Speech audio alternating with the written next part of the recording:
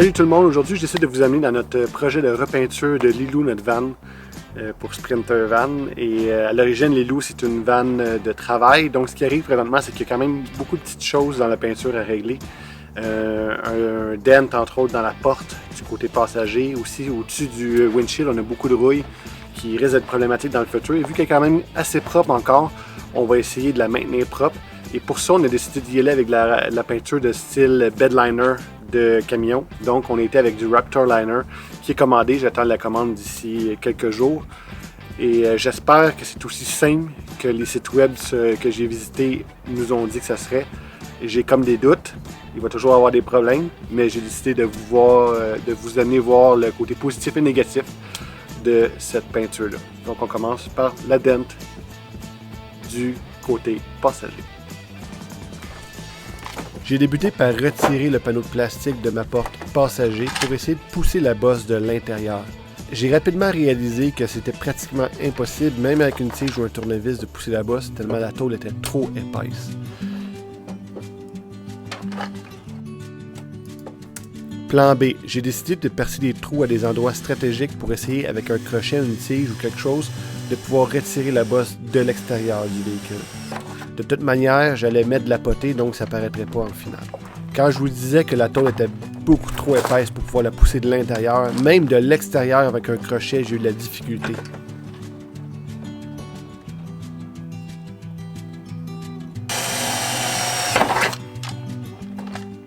Mais avec beaucoup d'essais, j'ai réussi à pouvoir commencer à sortir la bosse.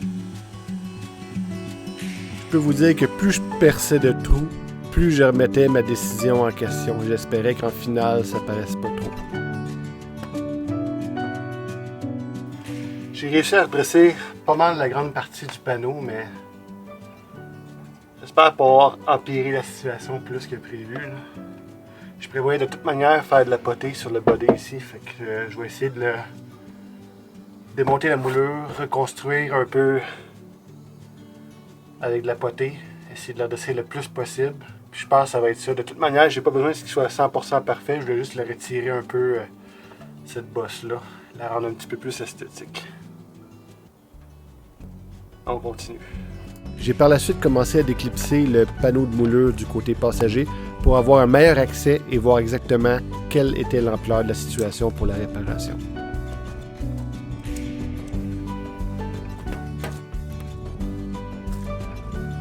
De toute manière, un bon nettoyage s'imposait. Comme vous pouvez voir, c'était assez sale à l'arrière des moulures, tellement que habituellement les sprinters sont reconnus pour avoir de la rouille à ces endroits-là.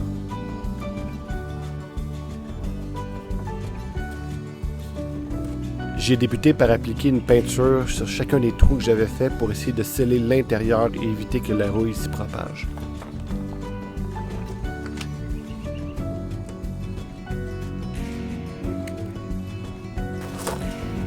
C'est ça qui arrive quand tu n'utilises pas ton stock trop souvent.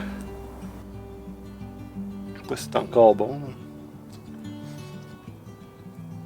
Faut l'essayer. Petit trophée. Ça, c'est le dash de mon char.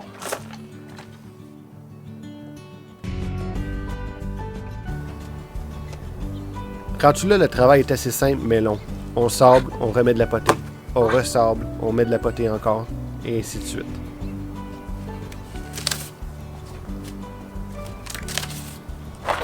Ah. C'est vraiment laid.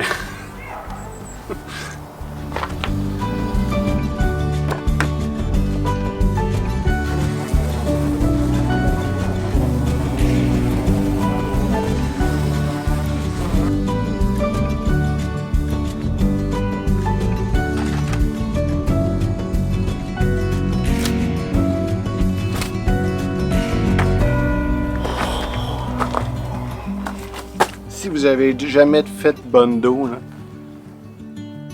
ça sent la mort. Sérieusement, je pense qu'il n'y a jamais aucun autre produit chimique qui sent aussi fort que ça. Ça sent vraiment, vraiment dégueulasse. Troisième couche. J'espère être arrivé pas mal à ce que je voulais comme fini après avoir poncé celle-là. Peut-être des petits ajustements. Je vais voir là.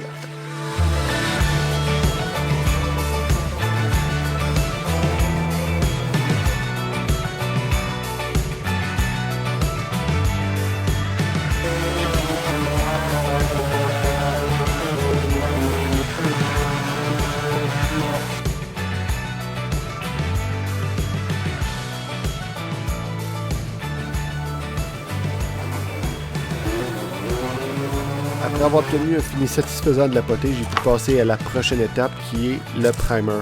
Tout ça pour protéger le métal mis à nu de la rouille et des éléments.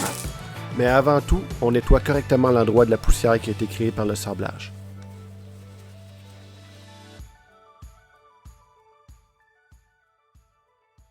Donc c'est ça que ça a l'air présentement, avec le primer dessus. La finition est quand même pas si pire.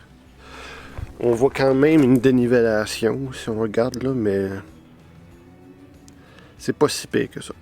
Si ça vous tente de voir le résultat final, puis vous voulez voir un peu le processus à travers ça, comment je vais m'y prendre pour faire la peinture, mais aussi pour réparer et pour faire les délimitations de la peinture, n'hésitez pas à nous suivre et on se revoit lors de la prochaine épisode sur mon Bodywork.